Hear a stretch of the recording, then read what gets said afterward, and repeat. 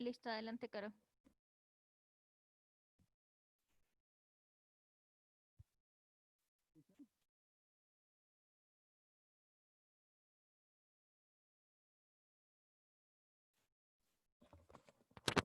¿Me escuchan?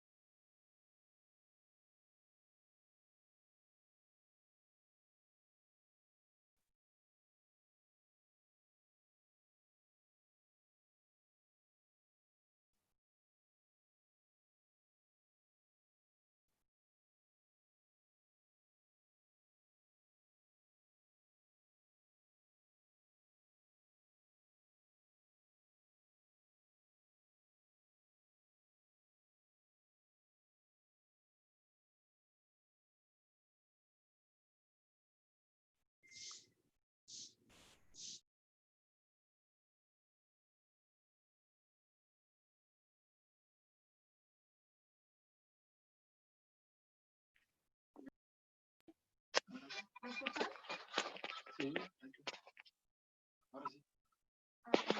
Bueno, voy a citar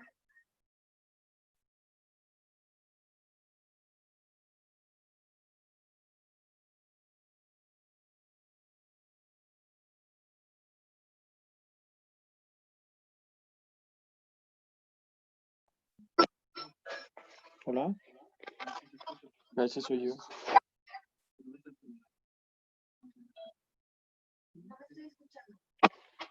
No.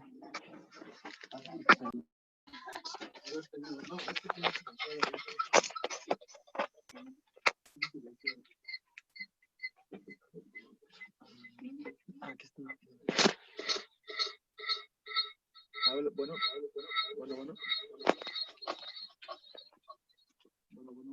No.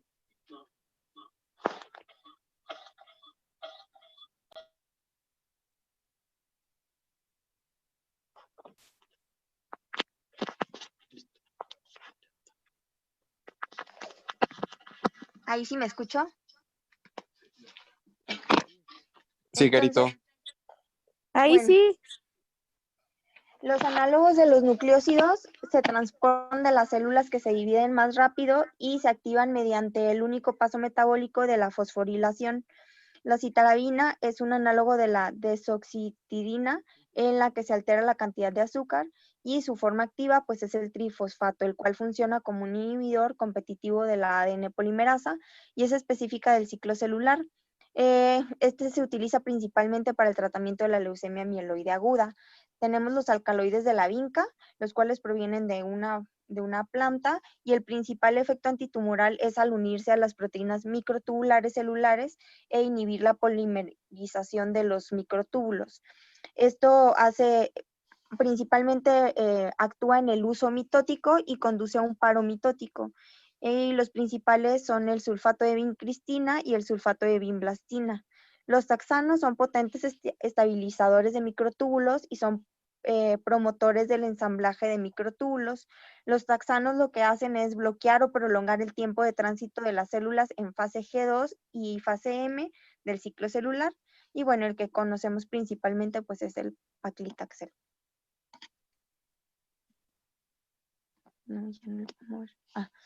La procarbacina es un derivado de la hidracina. Este se absorbe muy bien en el tracto gastrointestinal y este cruza libremente la barrera hematoencefálica. Lo utilizamos principalmente en enfermedad avanzada de Hodgkin. La hidroxiurea es un inhibidor de la ribonucleótido reductasa. Principalmente actúa en fase S del ciclo celular y lo utilizamos en la leucemia mieloide crónica. Tenemos también el cisplatino, que inhibe la síntesis de ADN en mayor medida que la síntesis del ARN o proteínas. Y bueno, tiene un uso isómero, que es el transplatino, que es mucho menos citotóxico.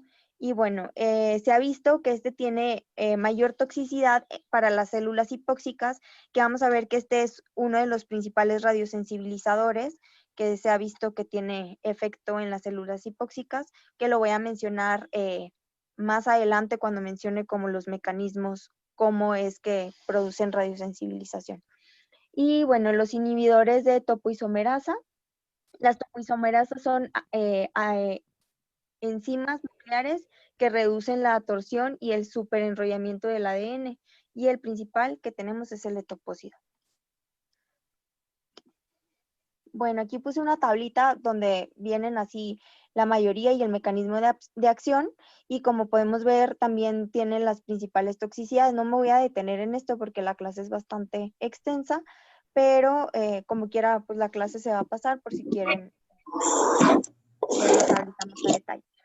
En cuanto a la interacción entre los agentes quimioterapéuticos y la radiación, está la cooperación espacial, que este término es principalmente utilizado para describir el uso de la radiación y quimioterapia para atacar la enfermedad en diferentes sitios anatómicos. Un ejemplo, y lo vemos bastante, es que damos radioterapia para tratar el tumor primario y posteriormente para la diseminación sistémica, o por ejemplo en tumores con cáncer en pacientes con cáncer de pulmón, que damos quimioterapia para el tumor primario y luego nos interconsultan para las metástasis a distancia. Pues esto es lo que se refiere con cooperación espacial, que al mismo tiempo podemos dar los tratamientos, pero para tratar como diferentes sitios de la misma enfermedad. Si la cooperación espacial es efectiva, debe resultar una reducción de fallas distantes después de la terapia combinada.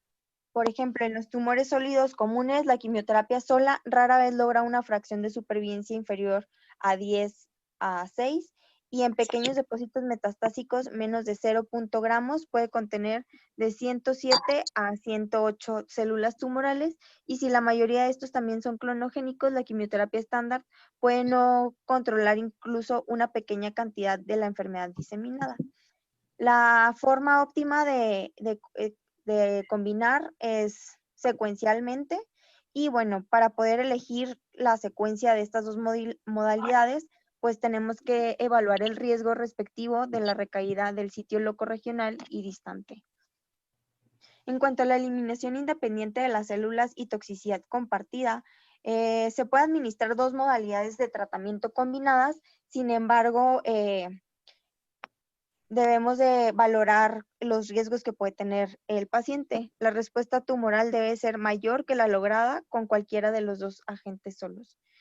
Para explotar este mecanismo, la radioterapia y la quimioterapia deben tener toxicidades no superpuestas y la quimioterapia no debe mejorar el daño tisular normal dentro del campo de radiación. O sea, debemos de valorar que no tenga como la misma toxicidad y darlos al mismo tiempo para poder dar estos dos tratamientos.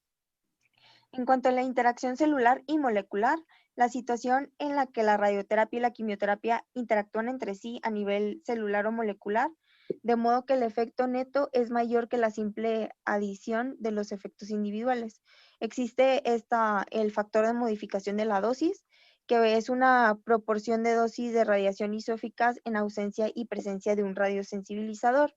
La fracción de modificación de dosis puede utilizarse para describir el efecto tumoral o la toxicidad tisular normal. En cuanto a esto, podemos verlo aquí en esta gráfica, donde vemos que la pendiente que tiene los dos tratamientos combinados es más pronunciada en la tangente en la parte inicial de la curva y bueno, se ve esto en el tratamiento combinado principalmente. En cuanto a los mecanismos moleculares y la interacción entre la quimio y la radioterapia, tenemos que el daño y la reparación mejorados de ADN con el cromosoma, tenemos la yododeoxiuridina y la bromodeoxiuridina, que cuando se incorporan al ADN mejoran el daño al ADN inducido por la radiación, y esto se ve a través de la producción de radicales uracilo, que son reactivos, y de iones de haluro, que a su vez conducen a rupturas de cadena sencilla del ADN y del ADN vecino. Estos puede que inhiban la reparación del daño del ADN y o al cromosoma, y estos son principalmente los análogos de nucleósido, el cisplatino, la bleomicina, adriamicina y la hidroxiurea, y puede que inhiban los procesos de reparación al interferir con enzimas involucradas en la restauración del ADN y del cromosoma, y principalmente pues es la fludarabine, que es un análogo de nucleósido que se incorpora al ADN y bloquea la ADN primasa, la ADN polimerasa y la ADN ligasa 1 e inhibe la reparación de las rupturas cromosómicas. Algunos pueden inducir directamente daños en el ADN, como tenemos al cisplatino, que induce aductos de ADN con guanina. Estos aductos se eliminan por la reparación de la escisión de la base seguidos por la recombinación homóloga, y cuando se produce cerca de una ruptura de cadena simple, son inducidos por radioterapia, y una lesión de aducto del ADN se convierte en una ruptura de doble cadena. Tenemos el etopósido, que es un inhibidor de la topoisomerasa 2, que por sí solo crea una ruptura de doble cadena de ADN, y cuando se encuentra cerca del daño del ADN inducido por la radioterapia, las lesiones se vuelven irreparables y conduce a una interacción superaditiva con la radiación. En cuanto a la sincronización del ciclo celular, la gran mayoría de los agentes de quimioterapia son inhibidores de la división celular. Son principalmente activos de las células en proliferación. Hay unos que inhiben enzimas de la síntesis de reparación de ADN en fase S, como ya habíamos mencionado algunos, como podemos ver la gemcitabina, la fludarabina, el metotrexato y el 5-fluoracilo. Hay otros que inducen rupturas de cadena de ADN y enlaces cruzados de cadena de ADN en cualquier fase del ciclo celular, como pueden ser el etopósido, la adriamicina, la doxorubicina y agentes alquilantes y compuestos de platino. Y hay otros que inhiben la formación del uso mitótico y que son activos en mitosis, como los taxoles, y los alcaloides de la vinca. En cuanto a la apoptosis mejorada, pues sabemos que la apoptosis pues, es un mecanismo común de muerte celular inducida en agentes quimioterapéuticos, y estos medicamentos pueden desencadenar una o más vías que conducen la apoptosis. Para los antimetabolismos, la incorporación del ADN es un evento necesario para poder asegurar una respuesta apoptótica robusta, y bueno, de ahí es la sensibilidad específica de las células en fase S en estos agentes. Se han planteado varias hipótesis, pero pues una es que la combinación de estos medicamentos con radiación ionizante es muy efectiva para inducir rupturas de cadenas tanto simple como doble de ADN en cada fase del ciclo celular, y podría facilitar su incorporación de ADN y por tanto desencadenar una reacción apoptótica mejorada. En cuanto a la reoxigenación y agentes disruptores vasculares, tenemos que la hipoxia es una característica común de la mayoría de los tumores sólidos humanos y se ha asociado con una peor respuesta a radiación.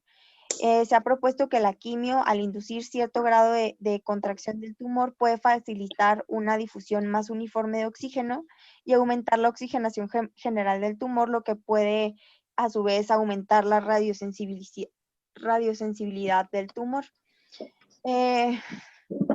Como en paradigma opuesto, la angiogénesis es un componente pues esencial del crecimiento tumoral, y el uso de agentes disruptores vasculares puede mejorar aún más la hipoxia, que conduce a anoxia y muerte celular.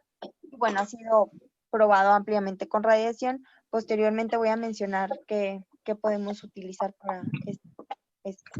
El fosfato de combrestatina A4 es el compuesto principal de esta clase de agentes y se ha demostrado que aumenta la hipoxia tumoral e induce una necrosis rápida en el centro del tumor, dejando un borde de células viables en la periferia. En cuanto a la inducción de la proliferación celular, para la mayoría de estos agentes, los mecanismos exactos de interacción celular y molecular no se conocen con precisión, y por tanto se propone un mecanismo de interacción entre quimio y radioterapia por inhibición de la proliferación celular, que tiene lugar durante el intervalo entre fracciones de radiación.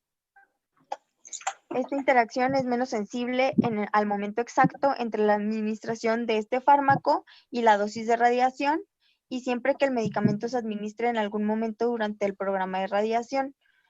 Puede ser mejor administrar el medicamento hacia el final del curso de radiación, cuando se haya activado la repoblación de células tumorales. En cuanto a la toxicidad resultante del uso concomitante de quimio y radio, pues tenemos tanto toxicidad temprana como tardía, y hablando de la toxicidad temprana, después de la radioterapia generalmente resulta un desequilibrio entre la pérdida fisiológica de las células maduras y la renovación de las células madre o las células precursoras, y los agentes de quimioterapia producen un desequilibrio entre los precursores y las células maduras. La asociación concomitante entre estos medicamentos y la radiación da un resultado con mayor toxicidad temprana. Esto está influenciado por la secuencia y el momento de las modalidades, y es probable que la secuencia óptima de administración de un fármaco radiosensibilizador sea desafortunadamente la que también produzca mayor aumento de toxicidad temprana por radiación.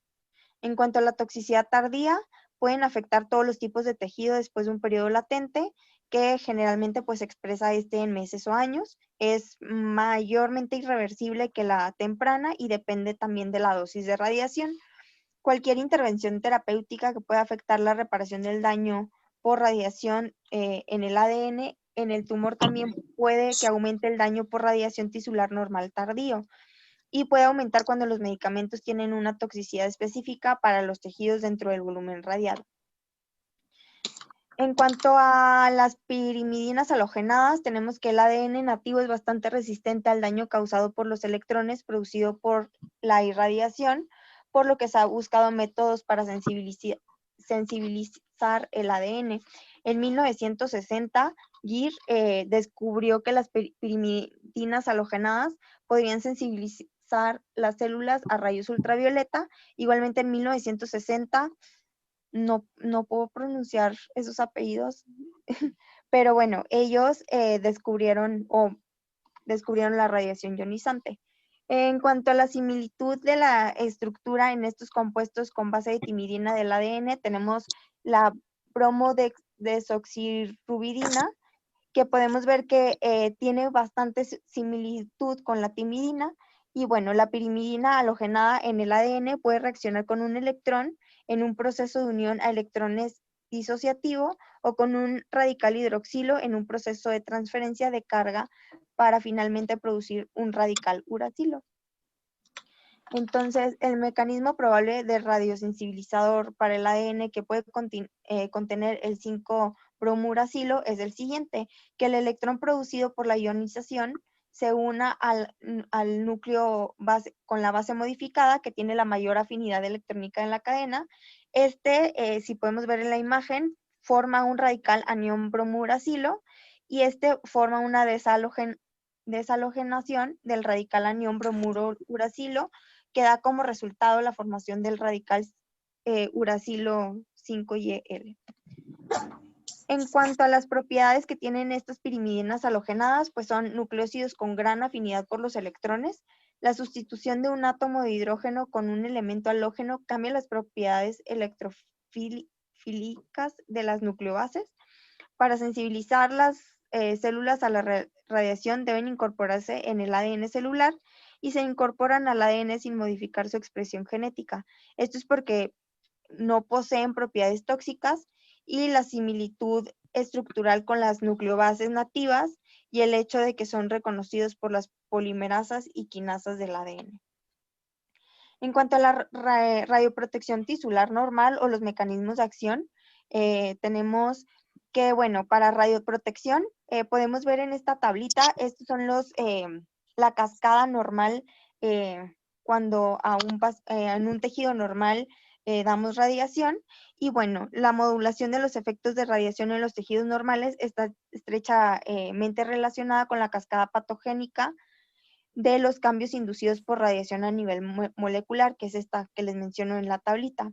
Y bueno, las opciones para las intervenciones se pueden ofrecer en cualquiera de estos pasos, ya sea pues antes de recibir el tratamiento como profilaxis o protección, ya sea durante el tratamiento como mitigación, o ya posteriormente al tratamiento para mejorar las manifestaciones de los síntomas que pueden presentar los pacientes. En cuanto a modificación de los niveles de oxígeno de tejido normal, pues como había mencionado previamente, la inducción de hipoxia reduce la radiosensibilidad. Tenemos que han estudiado para poder reducir esta radiosensibilidad, reducir o inducir la hipoxia sistémica, pero en la radioterapia la inducción de hipoxia sistémica también puede asociarse con mayor aumento de la fracción de células hipóxicas dentro del mismo tumor y por lo tanto tener un aumento en la radioresistencia tumoral.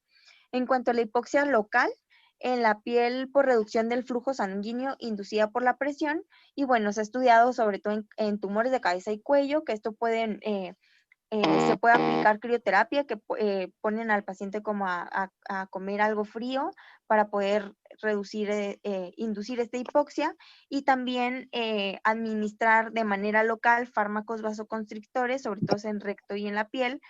Pero bueno, esto Hola, ¿qué tal? que ha Buen sido día, ¿cómo estudiado, está? pero no hay como A ver su evidencia expediente.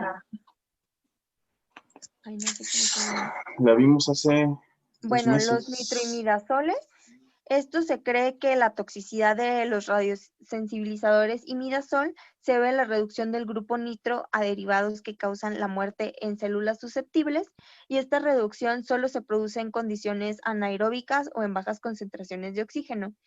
El oxígeno inhibe la reducción de drogas debido a un ciclo inútil, y la reacción con el anión radical de un electrón, lo que resulta en regeneración del compuesto original y superóxido.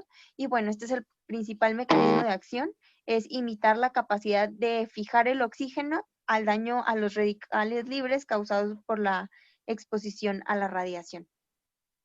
En cuanto a la eliminación de radicales y desintoxicación del ciclo celular, la inducción de radicales libres es uno de los primeros eventos, como vimos en la tablita de la cascada. Y bueno, el ejemplo más destacado de todos estos medicamentos pues es la amifostina.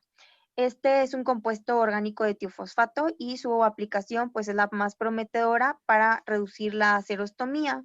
Esto se administra de manera intravenosa y tiene varios efectos secundarios, los cuales los principales pues es náusea, hipotensión y así como reacciones cutáneas. Este no cruza fácilmente la barrera hematoencefálica. En cuanto a factores de crecimiento, se puede aplicar estos para activar o estimular la protección endógena específica de tejido o para inhibir las cascadas de señalización perjudiciales endógenas. La señalización del factor de crecimiento cambia debido a la exposición a la radiación a dosis únicas durante la radioterapia fraccionada y puede inhibir las cascadas de señalización reguladas por aumento o por disminución. Tenemos que hay factores de crecimiento exógeno, que estos son factores de crecimiento hematopoyético o factor estimulante de colonias de granulocitos y monocitos, y también pueden actuar por inhibición de la señalización de factores de crecimiento, ya sea por vía del factor de crecimiento epidérmico, por la vía del factor de necrosis tumoral o por la vía de crecimiento transformante beta. Bueno, dudas, sino para proseguir con las preguntas de Astro del 2019.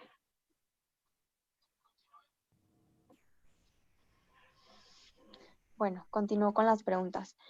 ¿Cuál de los siguientes es un inhibidor de tirosinquinasa de molécula pequeña?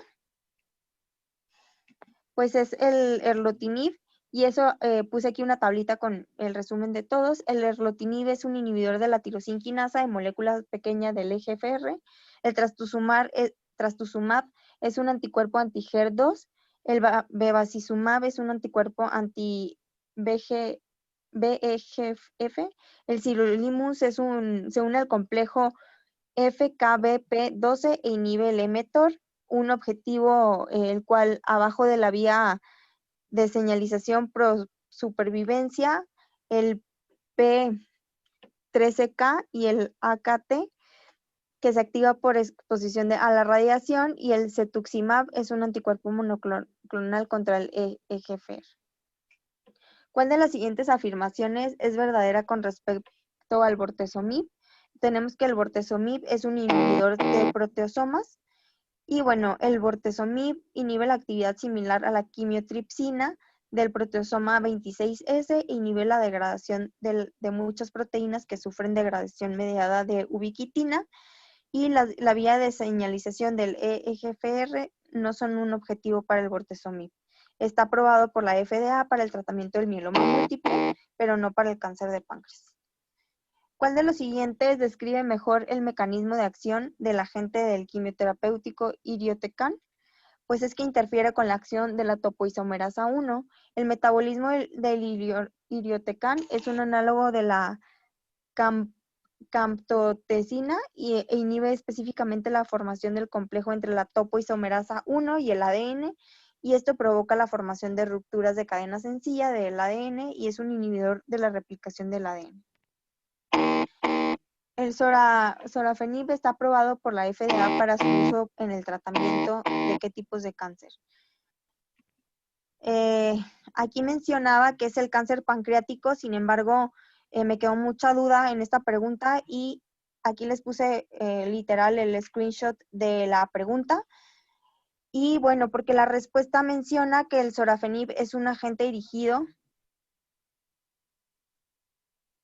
que ha sido aprobado por la FDA para su uso en pacientes con carcinoma de células renales y el carcinoma hepatocelular y carcinoma de tiroides. Entonces, supongo que la pregunta decía que cuál no, porque pues mencionan el carcinoma hepatocelular, cáncer de tiroides y cánceres de riñón, y pues el que no, pues sería el cáncer de páncreas. ¿Cuál de los siguientes agentes molecularmente dirigidos es un inhibidor del receptor del factor de crecimiento epidérmico? Como habíamos mencionado en la clase, es el cetuximab. Todas las opciones son ejemplos de agentes dirigidos, pero solo el cetuximab se dirige específicamente al receptor del factor de crecimiento epidérmico y un miembro importante de la familia de proteínas de señalización transmembrana. ¿Cuál de los siguientes pares de drogas y descripción es correcto? Tenemos que el gefitinib es un inhibidor de la tirosina de molécula pequeña. Aquí igual puse todos en tablita. Y tenemos que el gefitinib es el inhibidor de tirosina de molécula pequeña aprobado en Estados Unidos. El glutatión es un compuesto de sulfurilo celular que actúa como antioxidante. El nimorazol es un radiosensibilizador celular hipóxico. La tirapasamina es una citotoxina de células hipóxicas. Y la amiofostina, como vimos, es radioprotector. ¿Cuál de los siguientes pares de un agente quimioterapéutico y su objetivo potencial es correcto? Tenemos que el etopósido, como habíamos mencionado, pues es un inhibidor de la topoisomerasa 2. El etopósido se dirige principalmente a la topoisomerasa 2, el topotecan a la topoisomerasa 1, el bevacizumab al VEGF, y el sunitinib es un inhibidor de la tirosinquinasa con múltiples objetivos que incluyen pues todos estos factores de crecimiento. Y el 5-fluoracilo se dirige principalmente a la timidilato sintasa. ¿Cuál de los siguientes pares de medicamentos de la quimioterapia y la dependencia de su toxicidad en el estado de oxigenación es incorrecto? Principalmente la mitomicina C, más tóxico en condiciones de aireación. Como vimos, las propiedades bioreductoras de la mitomicina C lo hacen más tóxico para muchas células en condiciones hipóxicas. La eulomicina induce rupturas de ADN dependiendo de la presencia de oxígeno. La tirapasamina solo es tóxica en condiciones hipóxicas como resultado del daño del ADN producido por un radical libre que se genera por reducción enzimática de la molécula original. Y el misonidazol es un radiosensibilizador hipóxico. El cisplatina tiene todas las siguientes propiedades. Es similar en eficacia a su isómero transplantino. Como vimos, el cisplatino es un agente quimioterapéutico que causa la inhibición de la síntesis del ADN al causar la reticulación entre cadenas de ADN y entre cadenas de ARN. Es el ciclo celular no específico y se utiliza como radiosensibilizador con radiación concurrente y es mucho más efectivo que su isómero, el transplantino. ¿Cuál de los siguientes está asociado con toxicidad cardíaca? Como vimos, la doxorubicina en el cuadrito que les puse.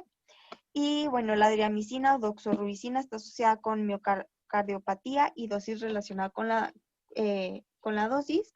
Y la dosis acumuladas por vida superior a 400 miligramos por metro cuadrado se asocia con mayor riesgo de insuficiencia cardíaca similar a la miocardiopatía dilatada. ¿Cuál de los siguientes agentes específicos es un inhibidor del punto de control inmunitario? Es el ipilimumab, que este es un anticuerpo contra la molécula del punto de control inmune del CTLA4. El bevacizumab es un anticuerpo monoclonal humanizado que inhibe el factor de crecimiento endotelial vascular. Y el imatinib es un inhibidor molecular pequeño de los receptores de tirosinquinasa, más selectivos, pero también contra cetuximab, que es un anticuerpo monoclonal contra el EGFR. ¿Cuál de los siguientes pares de agentes específicos y su objetivo potencial es correcto? El criocitinib para el linfoma quinasa anaplásica. El criocitinib es un inhibidor molecular pequeño de las quinasas de ALK y el ROS1 y está aprobado para carcinomas de pulmón de células no pequeñas que llevan el gen de fusión del EML4 ALK. ¿Cuál de las siguientes afirmaciones sobre sensibilizadores de células hipóxicas y medicamentos bioreductores es verdadera? tenemos que los ensayos clínicos del mimorazol produjeron resultados que indican una mejora significativa tanto en el control local como en la supervivencia general en pacientes con cáncer de cabeza y cuello, tratado con medicamento y radioterapia. El metaanálisis ha demostrado que cuando se combina con radiación, el mimorazol mejora significativamente tanto el control local como la supervivencia general en subgrupos relacionados en pacientes con cáncer de cabeza y cuello. Una de estas razones por la cual los ensayos clínicos de sensibilizadores de células hipóxicas pueden haber arrojado resultados decepcionantes fue debido a la neuropatía periférica limitante de la dosis.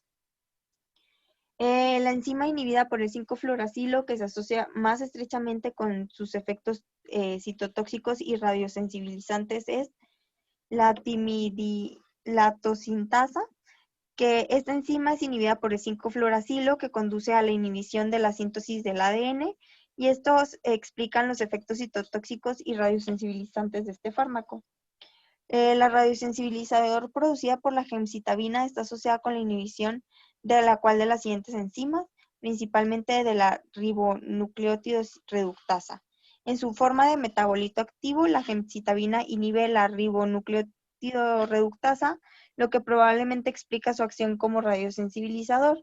Y esta inhibición de esta enzima afecta la síntesis del ADN al prevenir la biosíntesis de nuevo de los precursores de la desoxirribonucleósidos trifosfato.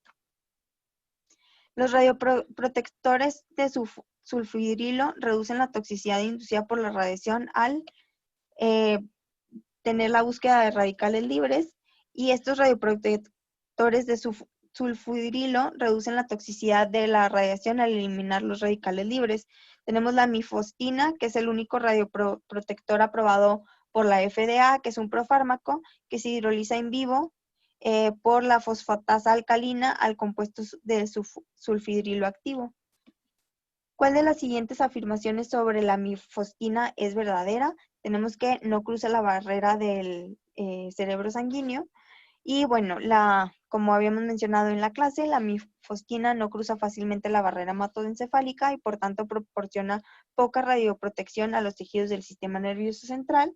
Esta debe administrarse de manera intravenosa para una eficacia máxima, y los efectos secundarios que se ven pues son hipotensión, náuseas, vómitos, fatiga y fiebre, y puede haber erupción también en la piel. La mifostina debe administrarse 15 a 30 minutos antes de la radioterapia, no debe administrarse después de este tiempo.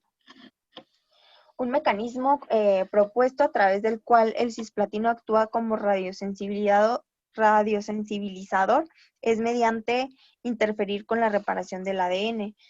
Como mencionamos igual en la clase, se une al ADN para crear aductos, lo que lleva a interrelaciones y enlaces cruzados entre cadenas, y un mecanismo que se ha propuesto para explicar el efecto radiosensibilizador es a través de la inhibición de la reparación de rupturas de doble cadena del ADN. El tratamiento con temozolomida mejora la supervivencia en los glioblastomas que reciben radioterapia, particularmente si hay silenciamiento epigenético de la 0,6-metilguanina del ADN metiltransferasa. La metilación del promotor del EGMT a través de un mecanismo epigenético disminuye la expresión de este gen de reparación del ADN. Cuando las células tumorales expresan el MGMT, reparan la alquilación del ADN causado por la temozolomida. La rapamicina, everolimus y temsirolimus puede actuar como radiosensibilizadores al inhibir el mTOR. Estos son inhibidores del mTOR, y el mTOR funciona principalmente de P1,3K para promover la supervivencia celular, y la inhibición del mTOR bloquea estas vías de supervivencia. ¿Cuál de los siguientes es falso con respecto a los miméticos de superóxido dismutasa?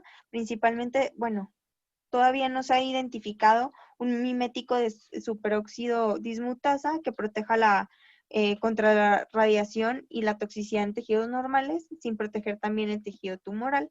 Los miméticos de superóxido dismutasa contienen un ion metálico redox activo como parte de su estructura química, y en presencia del superóxido el ion metálico redox activo se oxida, mientras que el superóxido se reduce a peróxido de hidrógeno.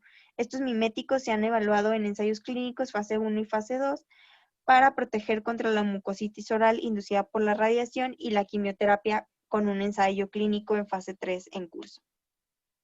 ¿Cuál de los siguientes compuestos no puede utilizarse para proteger las células de mamíferos del daño por la radiación? Principalmente la cisteína. Los taxanos se unen a microtúbulos que afectan negativamente su función al mejorar y prevenir el desmontaje, y los taxanos actúan como inhibidores mitóticos que bloquean las células en fase G2 y M del ciclo celular, y la concentración es suficiente que matan en esta fase. Y eso sería todo. El libro, el HAL, de hecho menciona que este tema falta muchísimo por revisar, y que ellos batallaron muchísimo y estuvieron muchos años intentando meterlo al libro. Sin embargo, en la última edición que hay, pues es en la que ya introdujeron este tema. No sé si hay alguna duda.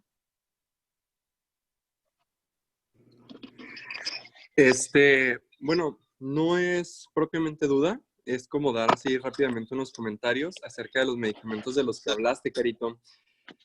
El primero, y usándolo sobre todo como ejemplo, en cáncer de páncreas, sabemos que en el INCAN el medicamento que más se utiliza es gemcitabina, en la mayoría de las veces, en el contexto adyuvante o en el contexto de páncreas borderline muy resecable.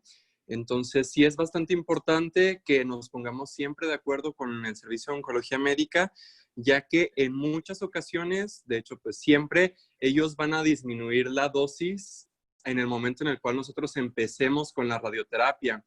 Y en el caso del cáncer de páncreas, al ser una enfermedad pues desde inicio ya micrometastásica, sí es importante que siempre reciban dosis plenas mientras no estén en tratamiento con nosotros, ya que pues sabemos que pueden progresar los pacientes en cáncer de páncreas incluso durante el tratamiento. Entonces sí es bien importante que reflexionemos sobre eso, sobre todo para que les vaya mejor en el caso de los páncreas. En cuanto a la temozolomida, alguno de los R1 que esté conectado, si me puede repetir los efectos adversos.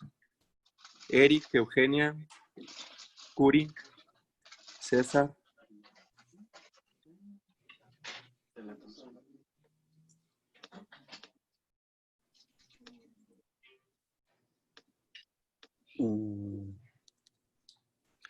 César, tú que ya rotaste con el doctor Gamboa, él usa mucho la temozolomida.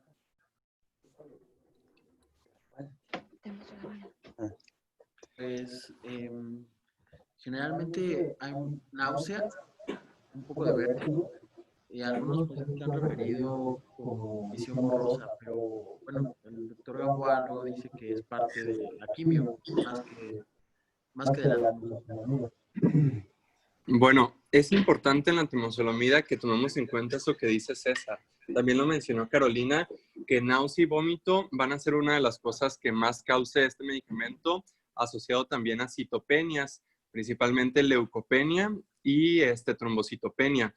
Entonces, ¿por qué es importante? Porque sabemos que como tal la radioterapia holocranial, pues ya va a considerarse en los pacientes cierto efecto adverso de náusea, mareo, vértigo durante el tratamiento.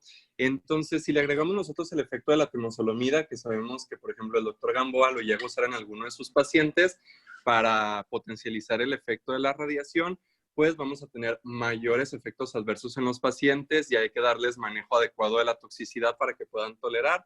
Y en cuanto a las citopenias, siempre antes de que se administre, a pesar de que pues, nosotros no somos expertos en las quimioterapias, sí hay que tener cuidado antes de iniciar un holocráneo con temozolomida, ver una biometría hemática completa y también ver pruebas de funcionamiento hepático, ya que también puede repercutir en los pacientes, y hemos tenido pacientes que recibiendo radioterapia holocranial, posteriormente tenemos que ingresarlos nosotros porque tienen neutropenia o porque tienen trombocitopenia.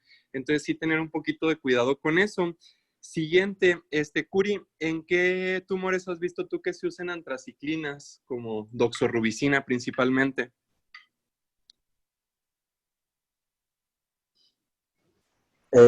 Mama.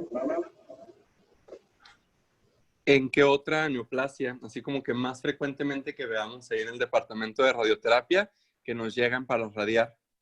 Eric, Eugenia, César, Alfredo.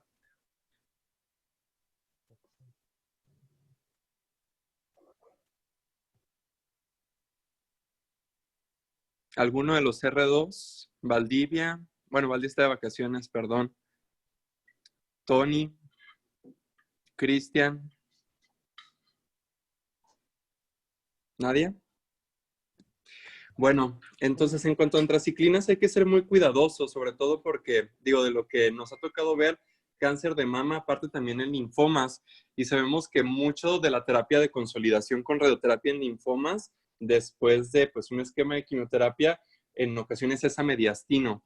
Entonces sí tenemos que ser un poquito más estrictos con las dosis que utilizamos como constraints a nivel del corazón, ya que pues es muy variable la evidencia que se tiene en cáncer de mama, en linfoma, etcétera, para saber cuáles van a ser los desenlaces. Por ejemplo, tan solo el linfoma, digo, hay mucha evidencia que incluso a dosis tan chicas, medias como 14 grays, puede aumentarse el riesgo relativo de muerte asociado a muerte cardíaca. Entonces, sí ser un poquito más estricto con nuestras dosis de restricción a este nivel para tener buenos desenlaces.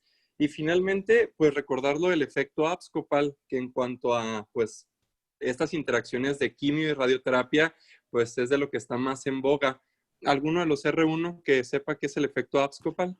Es una respuesta que se ha asociado a lesiones que están fuera del campo de radiación y presentan una respuesta después de recibir tratamiento de radioterapia. Y lo han, bueno, la bibliografía refiere que se ha asociado a cambios en el microambiente tumoral y sobre todo tiene que ver con el microambiente inmunológico tumoral y tiene que ver mucho con la presentación, con las células presentadoras de antígenos. Cuando radiamos una célula tumoral durante su destrucción, hay una hipótesis que dice que se liberan antígenos que posteriormente son tomados por las células presentadoras y de esa forma puede llegar a reactivar el sistema inmune que generalmente está desactivado por los mismos tumores y de esa forma en otro sitio el sistema inmune puede atacar gracias a estos antígenos ya presentados con anticuerpos otros sitios donde se está afectando el tumor. Esto, bueno, hay con mucha evidencia y incluso en el caso que vimos de melanoma cutáneo en la sesión de residentes, pues uno de los efectos que más se ha asociado el efecto abscopal es en el uso de radioterapia con pembrolizumab. Parece que esto actúa de forma potenciadora y sinérgica y es como actualmente lo recomendado. No escuché que lo dijera ningún residente de onco, pero pues eso es lo que se ha investigado, sobre todo en melanoma, donde creo que hay más evidencia del efecto abscopal y la relación que tiene con el microambiente tumoral y el microambiente inmunológico. Realmente con cualquier inmunoterapia, o sea, digo, en el caso de melanoma se tiene un poquito más de experiencia por el uso de nivolumab e ipilimumab, que son inhibidores de CTLA4. Entonces, también con pembrolizumab en cáncer de pulmón o incluso en algunas otras neoplasias donde se ha usado esto, como cáncer renal, es donde se tiene mayor experiencia y tal como lo dijiste, es la respuesta en lesiones remotas, pero no siempre se ve en radioterapia con fraccionamiento convencional. De hecho, donde se ve, y es algo que faltó que dijeras, es con radioterapia estereotáctica generalmente, ya que mayores dosis de radiación, una radioterapia pues que es hipofraccionada, vamos a llamar de así, se va a traducir en una mayor respuesta inmune en los tejidos que estamos radiando y con la posibilidad de generar esta respuesta en lesiones distantes a lo que le estamos dando nosotros tratamiento. Pero sí, se da en el contexto de SBRT más inmunoterapia generalmente. Y pues son los comentarios que quería decir. Bueno, y finalmente también en esto, porque creo que lo radiamos bastante, sobre todo en cáncer de pulmón, hay artículos y hay evidencia del uso de estos mismos medicamentos que en ocasiones se usan en cáncer de pulmón, que al radiar hueso también se baja la reserva hematológica. Generalmente estos pacientes pueden tener linfopenia, neutropenia con el uso concomitante de radiación. Entonces sí también tener cuidado con este tipo de situaciones cuando tengamos pacientes de este tipo. Nada más.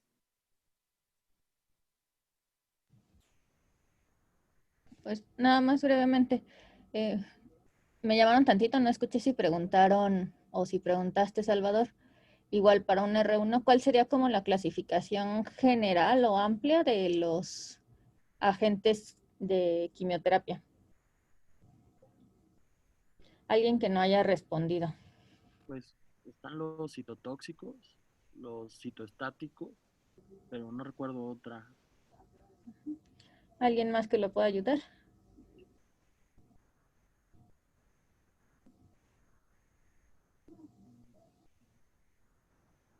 ¿Algún R2? Pues, por ejemplo, a nosotros nos interesaría la clasificación acerca de los que son específicos de fase de ciclo celular y los que no son específicos de fase de ciclo celular, sobre todo para la concomitancia. Sí, en efecto, esa sería como la principal que tendríamos que considerar para identificar aquellos. Y eso pues lo ven en la práctica diaria del consultorio. Cuando dan quimio radioterapia concomitante, pues chequen específicamente en qué fase actúa y cómo actúa. Es la manera en la que más sencillo, porque si se ponen a leer todos, pues va a ser, digo, es necesario, pero para que se les quede cuando vean un paciente o cuando estén rotando en un consultorio, chequen qué medicamentos de quimioterapia son los que más usan y su mecanismo de acción. Y ¿qué es o han escuchado el término de MESNA y para qué funciona? Igual de preferencia algún R1 que no haya participado y si no, pues nos vamos con un R2.